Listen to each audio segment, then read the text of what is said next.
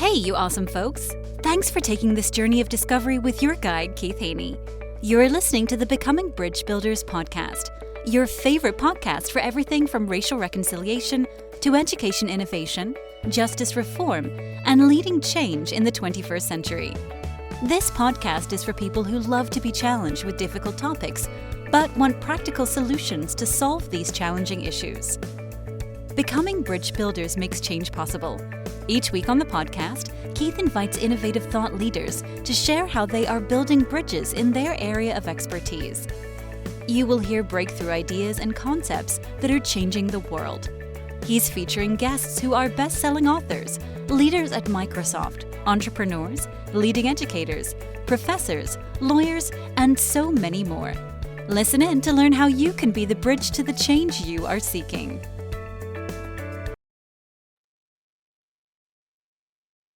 Well, Max, welcome to the podcast. How you doing today? I'm doing well, Keith. Thanks for having me. Well, I thought it was an interesting conversation, interesting timing with all the news that's going on social media. I thought it'd be a good idea I hadn't planned it, but to just talk about, what you do and Lutheran Family Service does, because I know there's some controversy about what Lutheran Family Service may be doing around the world, because that name came up in some news lately. But we'll get to that eventually as well, so you can distinguish yourself from those who are in the news. Sure, that would be good. So my favorite question to ask all my guests is, what's the best piece of advice you've ever received? Well, I pondered that a bit. I guess the best piece of advice I've ever received is to play the long game and, basically not to let whatever is happening at the moment be the thing that stops you or that colors your vision. So I try to spend a lot of time thinking strategically down the road. How's this make a difference? And then fit the pieces in place. And that served me pretty well.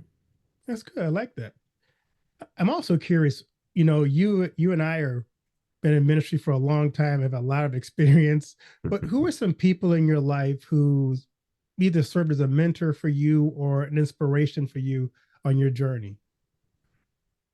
Well, that's a good question. I've had lots of pastors, and frankly, they've all played a meaningful role for me.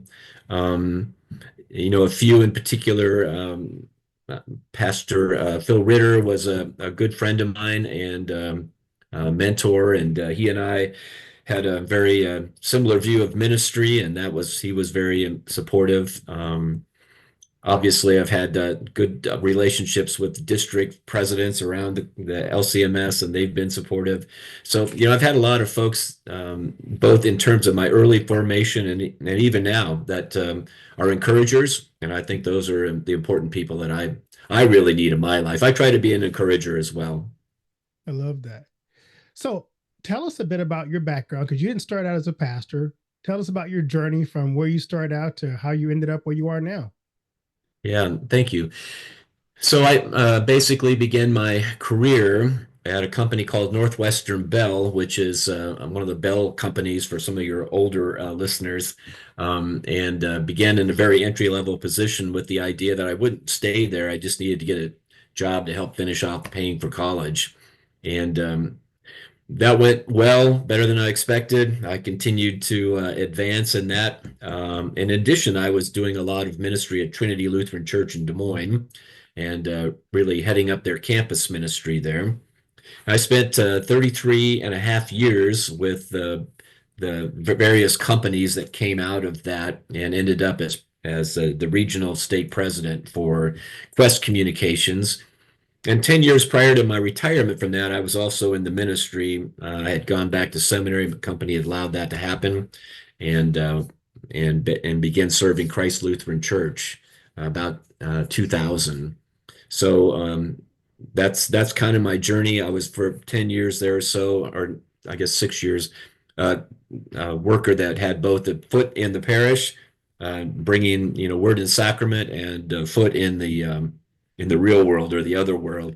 And I have to tell you, Keith, some of the best training I ever got was in my secular career about how to lead people, how to see further down the road, how to understand how important being with people and bringing talents, surrounding myself with talents. Those are invaluable gifts. And I really think probably most second career pastors would say they learned a lot and God prepared them for the ministry they have today. Yeah, that is very true. I think it gives you so much of a wide range of assets and experiences that you bring to the parish. And a lot of times, I remember as a young pastor, I walked in, they expected, well, you're the pastor, you know everything. And you don't, I tell pastors, don't fall for that. You have a lot of people in your congregation who are very gifted, and it behooves you to make use of the gifts that God has surrounded you with. Absolutely. So tell us about the mission of Lutheran Family Service, uh, and just kind of how you see it impacting the community.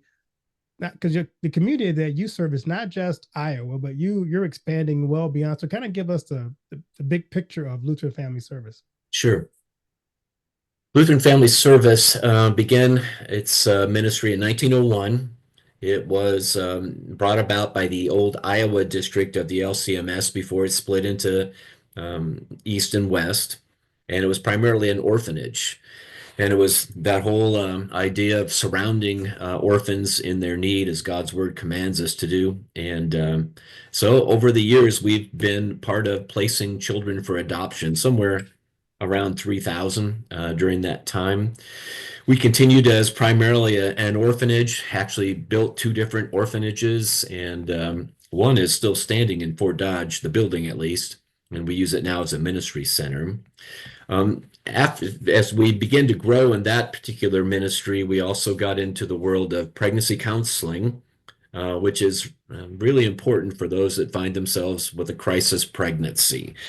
And that would be, especially in this day and age, there are lots of whispers in your ear, and that could be from people close to you or people at work that might suggest to you to end that child in the womb so that they don't bend your schedule or cause you a problem. So we begin to work with young moms who are expecting, wrapping them with love and with that message that this is a child of God that you're carrying and that you need to protect that child and especially protect it against the notion or the advice of others to end it, to murder it. And so we've gotten really involved with pregnancy counseling. We have folks that go anywhere, anytime to meet with people that are wanting to know what they might do as the alternative. And obviously, there's a couple of alternatives. One is you can carry that child to term and parent it. And another is you can carry that child to term and place it for adoption. We're still of the same, I guess, ilk that we always have been. We only place children with families that are, I guess, godly families, meaning a man and a woman married in a stable relationship. So they have to be married for 3 years or more and Christian and active in a congregation. And that space is getting very narrow these days. Used to be that everybody had that kind of adoption plan. And today, Lutheran Family Service stands without very many partners in that regard. A lot of children are placed via brokers in the foster care system and others. We're the ones that bring Christ and his purpose and love into it. In the 1980s, I think it was, Keith, we began to get into mental health counseling. And that was at a time right after the farm crisis. And the districts empowered us to take on that ministry. And we did. And so we continue to grow that ministry. And we have counselors in many areas that serve the mental health needs of people, in addition to particular topics and subjects like marriage wellness and youth decisions and gender identity and the impact of screens on people's lives and their brains. We do all kinds of wide-ranging work in lots of places. And you mentioned the places. We serve the Iowa districts, Iowa District West and Iowa District East. We serve in the Nebraska district. We have an office in Norfolk. We serve the South Dakota district. We have two offices there, main offices. One is in the western part of the state in the Deadwood area, and the other is in Sioux Falls. I just jumped off a call with the North Dakota district folks. We're beginning our work there in Bismarck and Fargo. And then we also have folks that are licensed in Missouri and Illinois. We see clients, and then we're talking right now to the Mid-South District. That's Tennessee, parts of Kentucky, and Arkansas.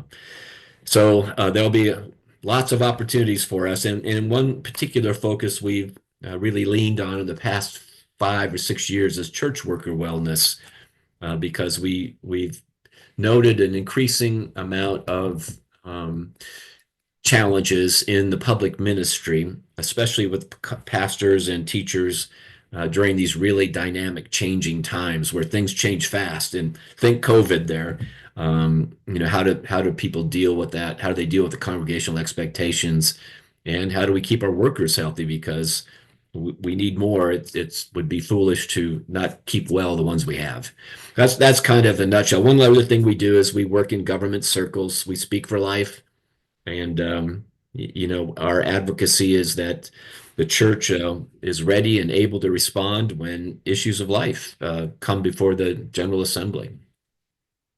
I love that. When I first met you, that's one of the things you were talking about. You were talking about life, and you had great display about how you emphasize, the importance of life.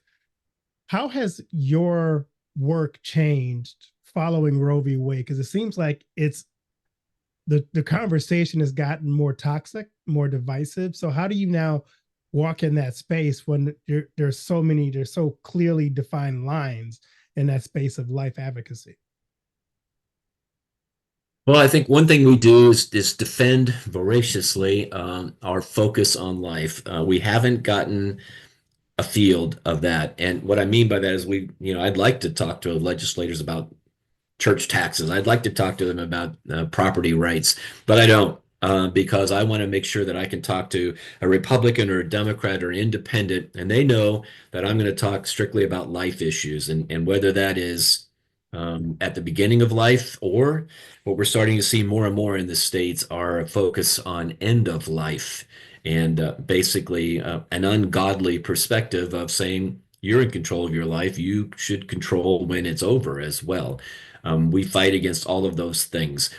And I have to tell you, Keith, after Roe v. Wade and the Dobbs decision, basically it's a state issue now. So it really is important, I think, for Christians and certainly Lutherans as a part of that to be ready to engage in their own state around that godly message of life and how it belongs to God. It's formed by God, and that's important to Him.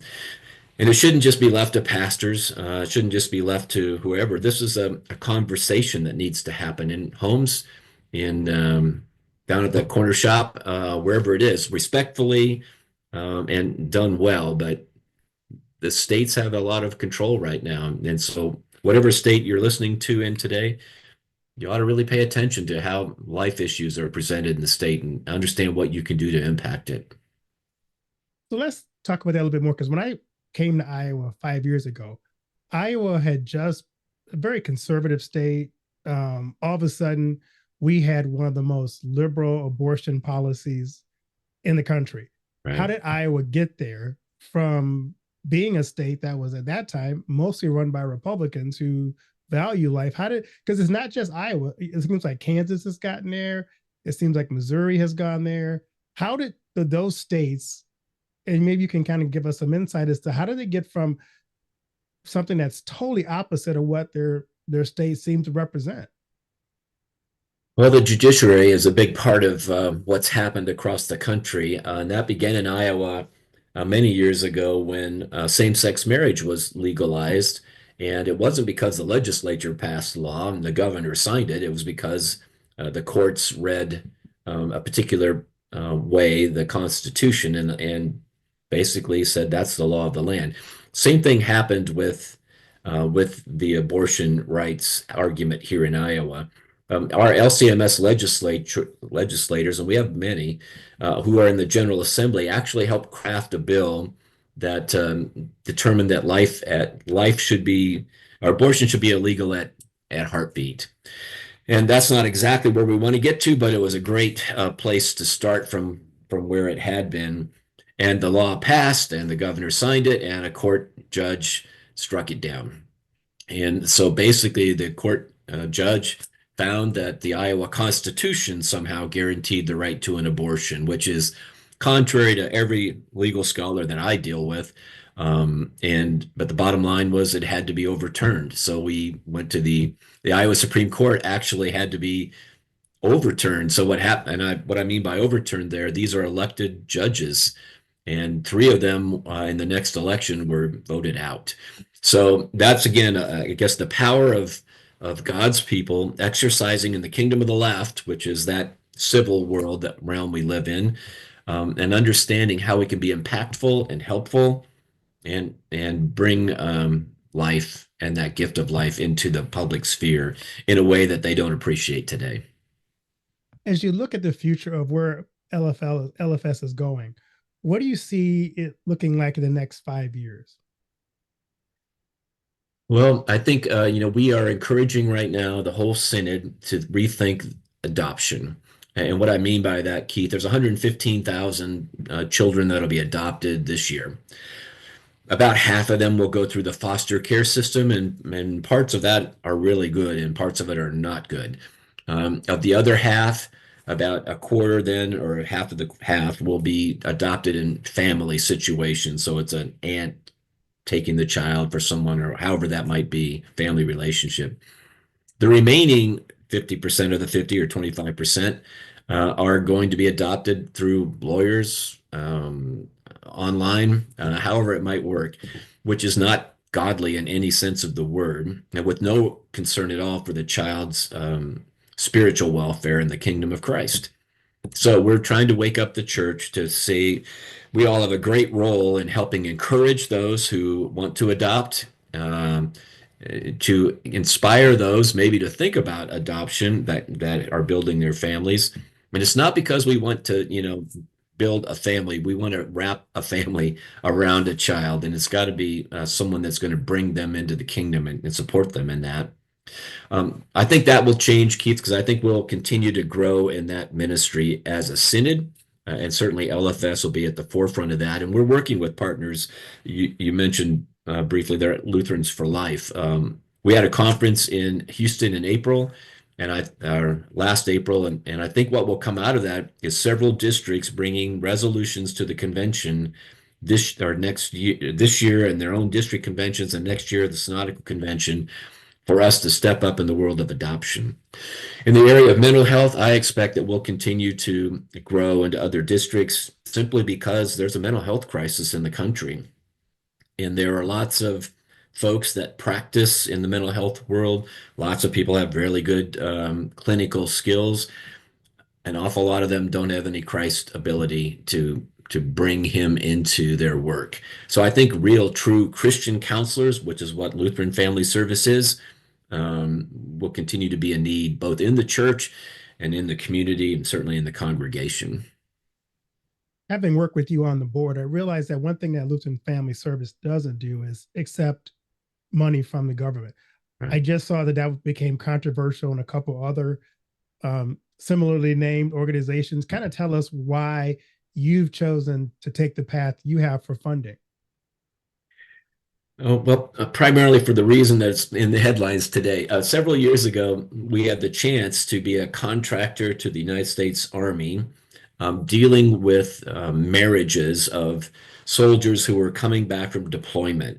And, the statistics are appalling, the number of marriages that suffer because the husband or wife soldier is gone for a year or deployed for an extensive period of time.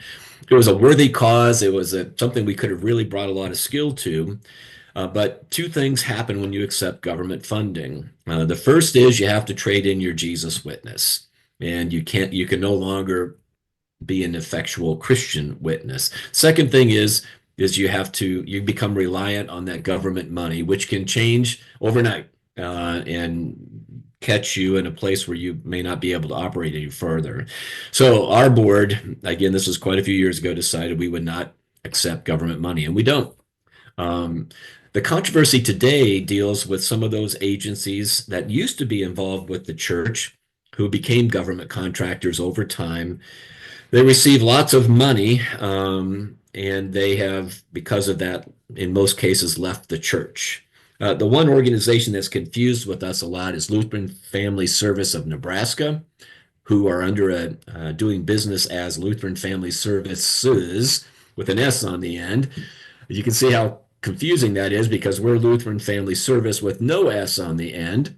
And they've been caught up in the whole controversy around a lot of federal money being given to agencies to take unaccompanied children that cross the border illegally or without documentation and then place them somewhere. And what's happened is it's impossible for them to keep track of all of these children, and some cases those children have fallen in bad situations, and it's because they're getting millions and millions of dollars that there is no accountability there. So just to be clear, we're not them. And we've had people say to us, gee, look at these bad things you're doing, and that's not us, that's other agencies. Keith, almost every district of our church had a social service agency who had fidelity to the synod and were biblically based, scripturally focused, and over time, almost all of them have fallen away, and a lot of it's because of government funding. We haven't done that. We won't do that, which means we're perpetually poor, but we continue to focus on gaining partners, and God is good. He figures it out. So one of the things that you have been known for as an organization is your adoption. And Yes. I'm sure you have dozens of stories, but is there one adoption story that just still touches your heart? Yeah, there's several, but one that really does. Early in my ministry as executive director of LFS, I received a letter, a person I didn't know, and the letter was kind of it began in a way that said, my brother or my father just passed away, and I wanted to write to you. And I wasn't sure where this letter was going, but she mentioned that she had been adopted through Lutheran Family Service into this loving family of a father and a mother who brought her up in the faith. And the last part of the letter was just a thank you to God for us, because of us and our Christian focus, and to make sure they were given to a Christian family. She knew that she would see her dad again in heaven. And I thought to myself, wow, that's so the work we do does really mean that relationships change. It's not just dad anymore. It's my dad who I'm going to see in heaven. And so that is particularly something that was moving to me. This is heaven work. This is God stuff. So that's what's the important part of adoption. If we weren't concerned about the church, there are lots of people that can do adoption. We're concerned about that child knowing and being received into the kingdom through baptism, and certainly that Christian surrounding. Love that. One of the things I always admired about you is your love for leadership and organizational change. How does your faith influence what you bring to the table in terms of leadership and service? Well, I have been involved in a lot of change, and I guess I learned early on that you can either embrace change or get run over by it, and and you can be an author of it. So, in my various organizations, and I also am the CEO of Perry Lutheran Homes, we spend an awful lot of time trying to be strategic again, thinking through how do we position ourselves for the future, and part of that is being open to change.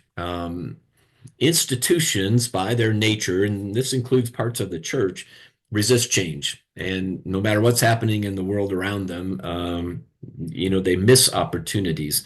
There are certain things that don't change. So I always had 5 rules, Keith. One, tomorrow is going to be different than today. The second rule is things are going to change faster tomorrow than today.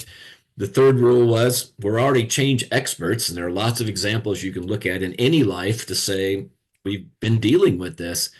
The fourth is some things need to change, and it's up to us to figure those out. And the fifth one's really important. Some things don't change. Word and sacrament ministry doesn't change. Our inerrant scriptures don't change. Christ doesn't change, but lots of other things need to change. As you think about that, the social structure of our society is changing. how do you see faith-based organizations playing into that space of social services in our community? Because we don't always do that well as churches. So how do you see faith-based organizations helping to fill the gap, or you helping even lead churches to fill the gap in the social service area? In our church body, I know you've got people that are outside of that, but they may have something similar. We have recognized service organizations. And I really do believe there's one of the greatest ways to grow the influence of the church is to respond to the needs of the community, but to do it in a way that doesn't compromise what we believe or who we are. Um, Perry Lutheran Homes, for example, we have three kitchens at our three campuses. So every day, along with help from Christ Lutheran Church, we deliver 75 meals in the community through the Meals on Wheels program. One of the things that churches are good at is delivering meals generally. And what I mean by that is funeral, they have a meal. Maybe some other situation, they have a meal. How can we as the church wrap ourselves around people in need with even how we look at meals? Today, if someone was to perish or pass away in a parish, we're good about bringing food over. I got to tell you, a month later, there isn't much food showing up and there aren't many people showing up. How can we as a congregation make a difference in a grieving heart? Doesn't have to be our member. It could be anybody. How can we be involved in, the local school? There are ways for us to think differently as a church and not lock our faith inside of the walls. The worst thing I ever heard, Chris, was a person I love dearly, but who told me, Pastor, I like to keep my faith and my life separate. I said, what do you mean? And she said, well, when I'm in church, I practice my faith, but when I'm outside the church, I don't talk about it. I'm going, God has placed us as missionaries wherever we're at. So if you're the attendant at the Casey store down the street, or if you're a career business person, God's got you there. And to think about how you can live your faith there in relationship with the people you're already with and bringing Christ into it. And many times that happens through some life change that's happened to them, a divorce, a death, a marriage, a move. Those are great opportunities to bring Jesus into how important it is for that stability, even in times of significant change. That's awesome. That's a great reminder for all of us. I know that you're always thinking, you're always looking ahead. So what initiatives are you working on at LFS that you are excited about that you can kind of share with us that's just on horizon?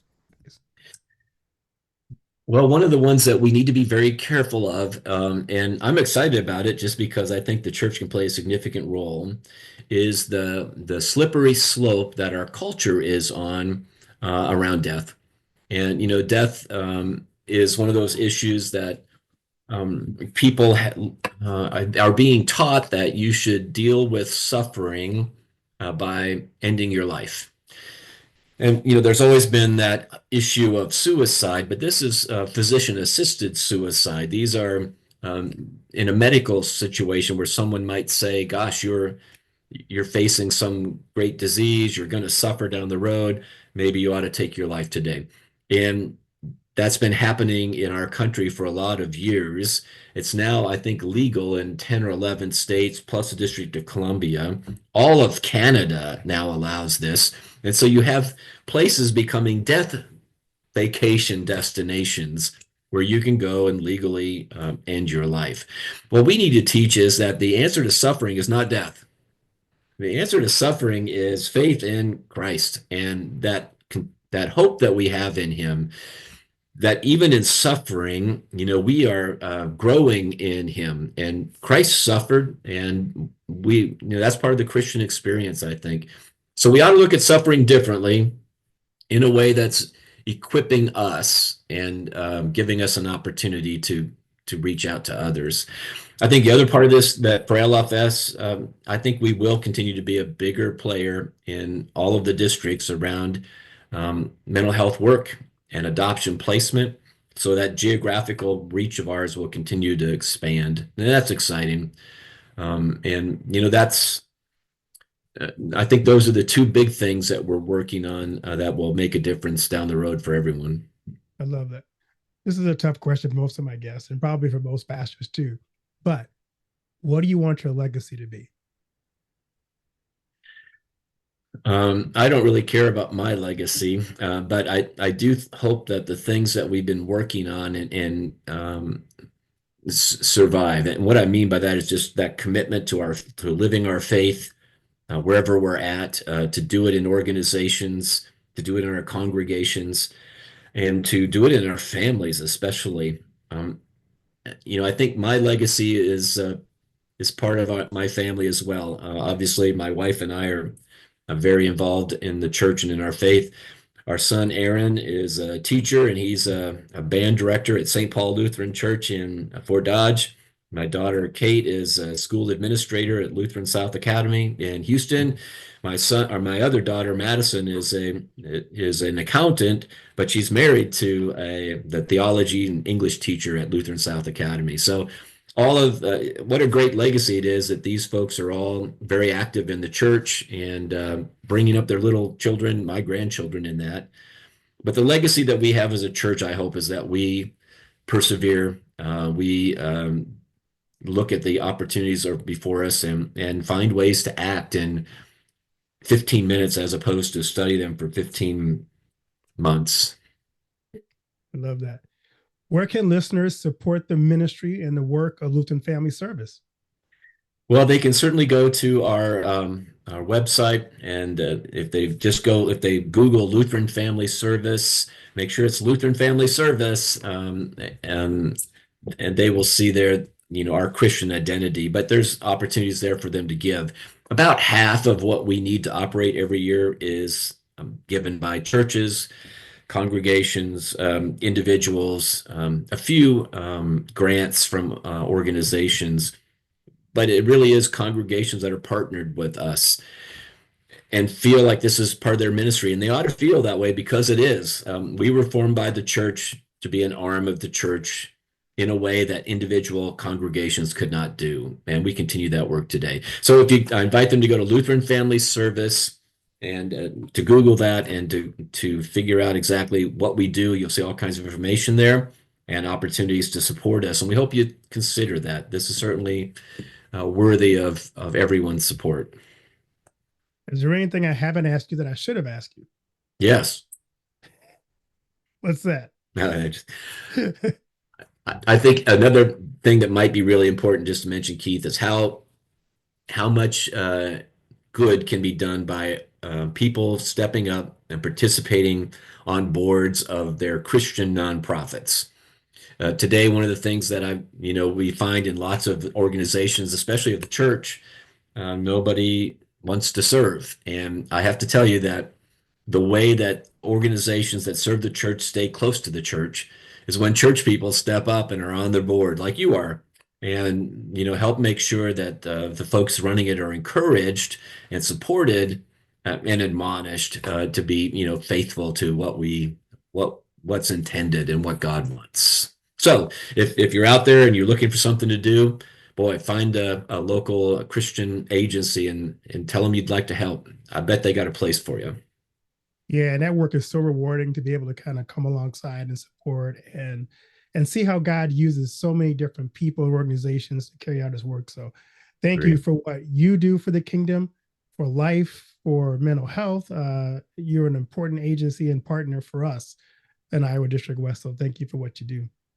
Absolutely. Thank you and God bless. Do you know that most entrepreneurs hit a revenue ceiling and have no idea why? They're working harder, spending more money, running more ads, but revenue stays flat. My friend Dr. Noah St. John calls this the invisible break. He's giving our listeners a free revenue ceiling audit to help you see what's really holding you back. You'll get a free 30-day membership to Noah Bot, giving you access to Dr. Noah's 30 years of experience to help you reach your next level. But hurry, because there's only 50 available this month. So if you're tired of being stuck at the same revenue level and want to finally break through, get your free revenue ceiling audit at drnoahvault.com in the affiliate link that'll be listed in the show notes. Thanks for listening to Becoming Bridge Builder. If you enjoyed this episode and want to help support the podcast, please subscribe and share it with others. Post about it on social media or leave a rating and review. To catch all the latest from me, you can follow me on Instagram at bkeithhaney and on Getter and Twitter at RevHeadpin. Thanks again and tune in next time.